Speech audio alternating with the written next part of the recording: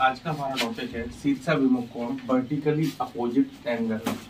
यानी कि दो रेखाएं जब एक दूसरे को किसी निश्चित बिंदु पर काटती हैं तो उनसे बनने वाले आमने सामने के कोण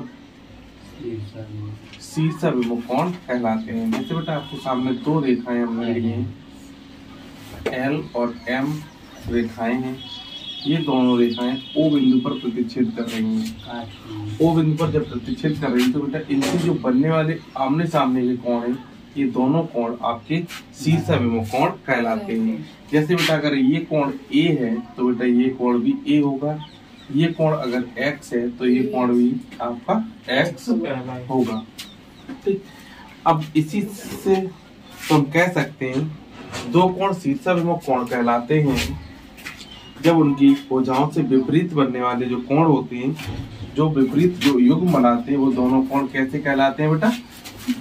शीर्षाभिमुख कोण यानी कि वर्टिकली अपोजिट एंगल कहलाते हैं। ठीक,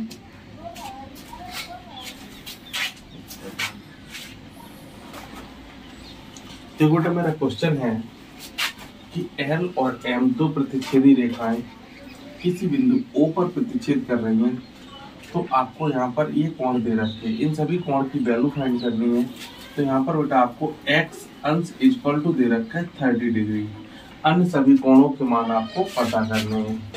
तो यहाँ से देखिए बेटा, सबसे पहले अगर L एक सीधी रेखा है, L एक सीधी रेखा है, तब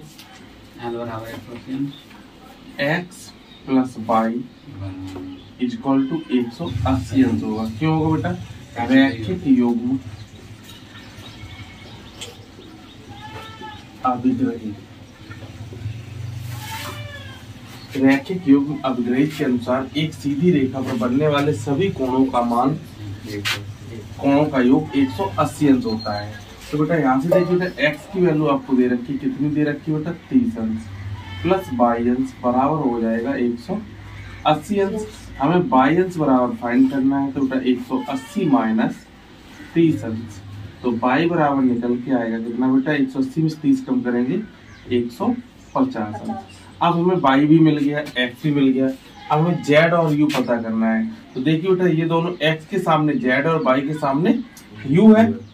तो यहाँ से देखिए बेटा एक्स अंश बराबर हम लिख सकते हैं जेड अंश। क्यों बेटा? ये दोनों कोण आपस में कैसे हैं? शीर्षाभिमुख कोण है, यानी अपोजिट वर्टिकल एंगल है, शीर्षाभिमुख कोण है। तो बेटा जेड अंश बराबर हो जाएगा 30 अंश, क्योंकि एक्स की वैल्यू आपकी 30 अंश है। इसी प्रकार से बेटा बाई अंश बराबर है यू अंश, ये भी बेटा आपस में शीर्षाभिमुख कोण है।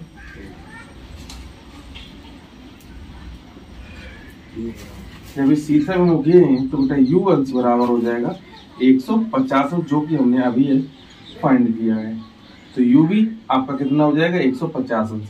हमें यही सारे मान आपके पूछे गए थे, तो हम इनको एक साथ लिख सकते हैं। एक्स अंश बराबर 30 अंश दे आया, बाई अंश बराबर 150 आया, जेड बराबर 30 अंश और यू बराबर 150 अंश। ठीक,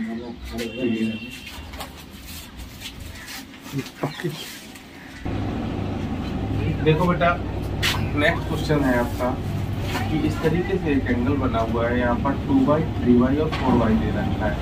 तो हम देखें बेटा, अगर हम इसके बराबर में ये कोण है तो और ये आपकी एक सीधी रेखा है। जब ये सीधी रेखा है तो एक सीधी रेखा के हम यहाँ पर लिख सकते हैं 2y plus 3y plus 4y equal to होगा बेटा 180 अंश। यहाँ पर लिख सकते हैं रैखिक युग्म अभिग्रही से, रैखिक युग्म अभिग्रही। तो इनको जोड़ेंगे बेटा तो 2 3 4, 2 3 5 और 4 9 और बाई बराबर 180 अंश। तो बाई बराबर हो जाएगा 180 बटे 9, 9 दूनी 18। बाई की वैल्यू जो निकल के आएगी बेटा कितनी आएगी? 20 अंश। हमें सिर्फ बाई की वैल्यू पूछी गई। अगर हमसे यही पूछ देता इन सब की वैल्यू बताइए, तो अब इसमें बाई की जगह पे इस वैल्यू को पुट करते थे और हमारे मान आए थे, इसका 40 आता, इसका 60 आता, इसका 80 आ जाता। ठीक, उसी का अनुसार देखो ना हमारा नेक्स्ट क्वेश्चन है, क्वेश्चन नंबर 3 है। क्या कह रहा है कि L, M और N 3 रेखाएं हैं जो एक दूसरे को एक निश्चित बिंदु O पर प्रतिच्छेद कर रही हैं। यहाँ पर बेटा ANs, BSons और BNs दे रखा है। इसमें एक कंडीशन और दे रखी है कि A माइनस B की वैल्यू दे रखी है 70 डिग्री, और तो हमें बताना है कि A और B की वैल्यू क्या होगी और B की वैल्यू हमें बतानी है कि कितनी होगी।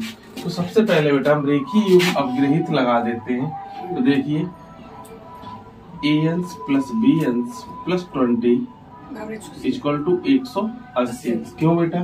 रेखीय युग्म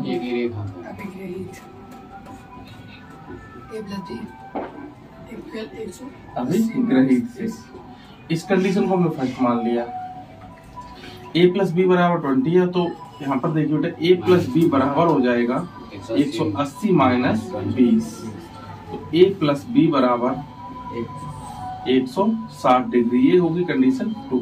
अब हम एक काम करें बेटा, समीकरण 1 कंडीशन फर्स्ट और कंडीशन सेकंड दोनों को ऐड कर दें। तो देखिए समीकरण 1 धन समीकरण 2, तो पहला कंडीशन है A माइनस बी बराबर 70 और A प्लस बी बराबर 160। यहाँ से देखिए बेटा B से B कैंसिल हो जाएगा, ये हो जाएगा 2A इक्वल टू 230। A बराबर हो जाएगा 230 बटा 2 से कैंसिल हो जाएगा 115, यानी A की वैल्यू जो निकल के आई बेटा 115 डिग्री। अब A का मान हम 2 में रखते रहे, A का मान समीकरण 2 में रखने पर, जब 2 में रखेंगे बेटा तो देखो दूसरा हमारा समीकरण है क्या, ये रहा, यानी A प्लस बी बराबर कितना है 160। A की वैल्यू है 115 प्लस बी बराबर 160, तो बेटा B बराबर हो जाएगा 160 माइनस 115, तो B बराबर आएगा कितना बेटा 45 डिग्री। हमें 2 ही मान पूछे गए थे, A बराबर आया 115 और B बराबर आया बेटा 45 डिग्री। देखो बेटा नेक्स्ट क्वेश्चन है हमारा, इस तरीके से 3 रेखाएं हैं जो आपस में काट रही हैं। ठीक है, तो ये कोण दे रखे हैं A, B, C, D, E और F। इन कोण की वैल्यू आपको फाइंड करनी है, जबकि आपको A बराबर 50 दे रखा है, B बराबर 60 दे रखा है।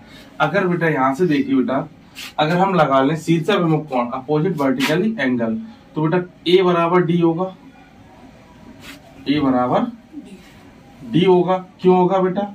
शीर्षाभिमुख कोण से।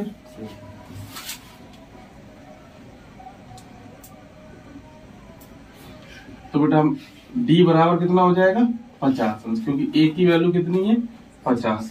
ऐसे बेटा B बराबर E हो जाएगा, B बराबर E, क्योंकि ये भी बेटा आपका शीर्षाभिमुख कोण है, शीर्षाभिमुख कोण है, तो बेटा B बराबर E है, तो E बराबर हो जाएगा बेटा 60 अंश। अब इसके अलावा देखो बेटा, अगर हम रैखिक युग्म अपग्रहित ले ले A, B और C की वैल्यू, तो बेटा A plus B plus C बराबर बेटा हो जाएगा 180 अंश। बीच वाली ले लें तो रेखीय युग्म अपग्रहित,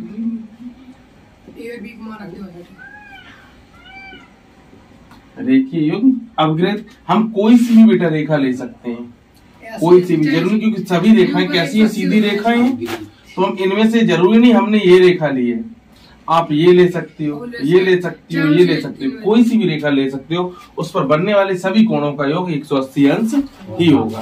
ठीक, तो देखिए बेटा आपको A की वैल्यू B की वैल्यू पता है, A 50 है, B 60 है, लेकिन C पता नहीं है, बराबर 180। तो बेटा C बराबर हो जाएगा 180 माइनस 110, तो बेटा C बराबर आ गया कितना 70 अंश। अब देखो बेटा जो F है वो C के बराबर है, तो C बराबर F अंश बराबर, क्यों बराबर है बेटा? शीर्षाभिमुख है, आपका सब हुआ है। समझ हो दिमाग उधर जी घुस रहा मेरे का। ठीक, तो बेटा F बराबर हो जाएगा कितना, 70 अंश। हमें यही मान पूछेंगे, F 70 आ गया बेटा, C कितना आ गया, C भी 70 आ गया। ठीक, E आपका कितना आ गया, 60 आ गया, और D आपका 50 आ गया। A और B आपको पहले से ही दे रखे हैं। क्लियर।